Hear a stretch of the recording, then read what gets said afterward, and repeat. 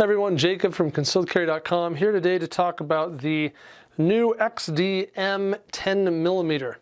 Now, this gun came out in late 2018, and all around it's been a really fun gun to shoot, to test, and to play with. So I'm excited to tell you a little bit about it today. Now, those of you who are the 10mm enthusiasts, no doubt you're excited to hear about this gun, but for those of you who might be thinking, 10mm, what's that all about? Just a quick kind of story, or get you caught up on the idea of the 10mm round and ammunition. So basically in the late 80s, the 10mm was developed, or I should say adopted, by the FBI as standard issue gun. That came late after the big Miami shootout. And it was used for several years, but later decommissioned, ultimately, arguably because it was just a hard round to handle. 10mm is a very powerful round, and it made sense to go down to the 40. And the 40 caliber, for those of you probably very familiar with 40, is basically just a shorter version of the 10mm. So they're the same in diameter, but the 10mm is just a longer round. It's got more force packed in there, and it's shooting harder and faster. So they changed out the FBI. Went from the 10mm down to the 40 caliber, and they were there with the 40 for a very long time. So many of us are familiar with 40. It's much more successful round, historically speaking, than the 10mm, though there definitely are 10mm fanboys out there. So that gives you some sense. Just for fun, I actually grabbed some shell casings here to put on the table, so you got to get a sense. So these are in order from left to right from your angle: the 380 auto, the 9mm, the 40, the 10mm, and the 45. So it kind of gives you a sense where that 40 and that 10mm are the same in diameter. The 10mm is just a taller round, which ultimately means more room for a heavier projectile and more room for powder to punch it, to pack a harder punch. So that gives you a sense for what the 10mm is all about. Now, if I got to be honest with you, I've shot a lot of 40 caliber in my life. I carried a Glock 27 exclusively for many years, but I had never shot a 10mm until this gun. So this is my first personal experience with 10mm as an ammunition. So I put 200 total rounds to this gun. Let's talk a little bit about reliability. I shot Fiocchi 10mm ammo through the gun to put a total of 200 rounds through it. And, a lot of guns, lower end caliber, maybe a 9mm, I usually put 400 rounds through a gun when I'm testing it. But in this case, 200 rounds for a couple of reasons. One, ammunition is a little bit more expensive, but also it is not nearly as fun and enjoyable to shoot as a lower caliber round. Both these guns on the table here are clear, and so just in case anyone's concerned that I'm going to shoot my video studio or something, we're in good shape. We're going to be safe here. Out of 200 rounds here in the XDM 10mm, I had a total of 0 malfunctions. None. Not a single issue. Not a failure to feed, not a failure to fire, not a failure to extract or eject. It just worked. So that I thought was pretty remarkable. 200 rounds, especially since a lot of guns have a break-in period or some sort of break-in issues. Not with this sucker. This is brand new, came right from the Springfield, from the manufacturer, from the company, and as far as I know, it had never been fired until I got it, outside of any test firing that they did, and I put 200 rounds through it without a single failure, without a single issue. Just performed very reliably over and over again. I was very impressed with the reliability of this gun.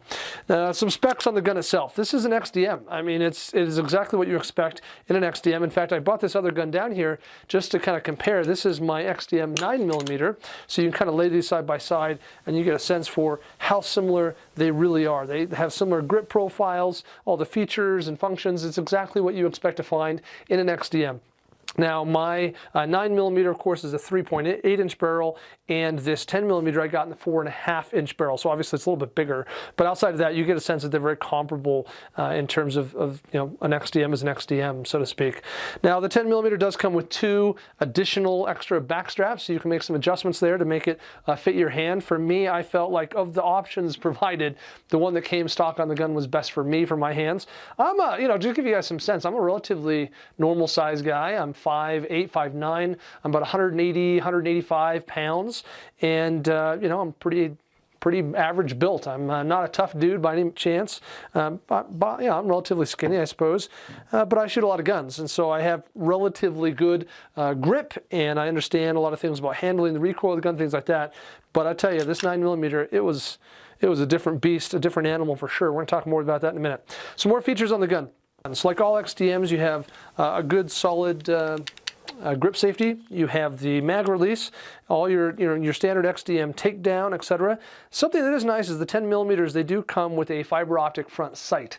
So that's kind of nice. The XDM 10mm does come in two different lengths. This is the 4.5-inch barrel. It's also available in a 5.25-inch barrel. The rear sights are a little bit different on the 4.5 versus the 5.25. So that's something, if you're trying to make up your mind, note that the rear sight is different depending on which of those you get. All around though, solid gun. Obviously in a 4.5-inch barrel, this is a pretty long gun. It has a good solid rail. I did do some shots with this where I attached a light on it just to make sure it wouldn't come off or anything like that. Pretty standard rail, so I don't know if there's anything really to explain there. All around solid gun.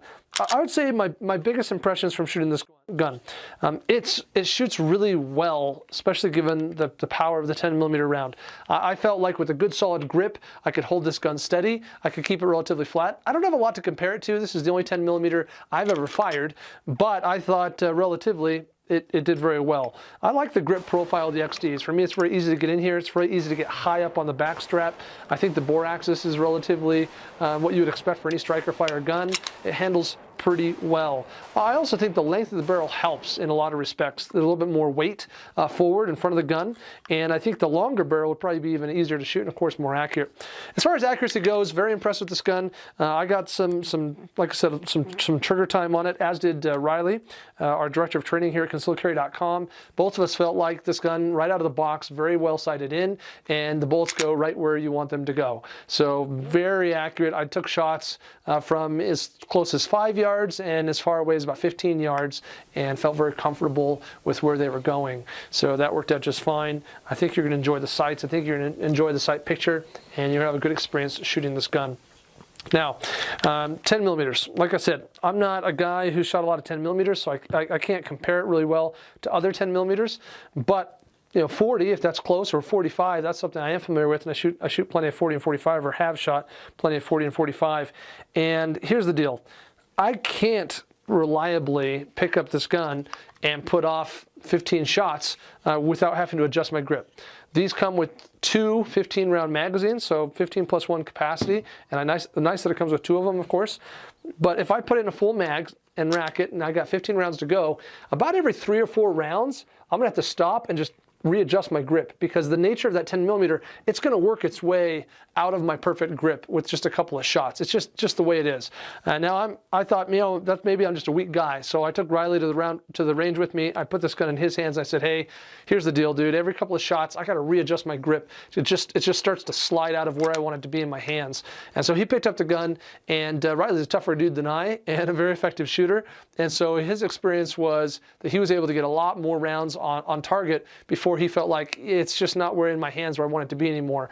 So for you, if you're a tougher guy like my man Riley, you might find that you don't have that issue.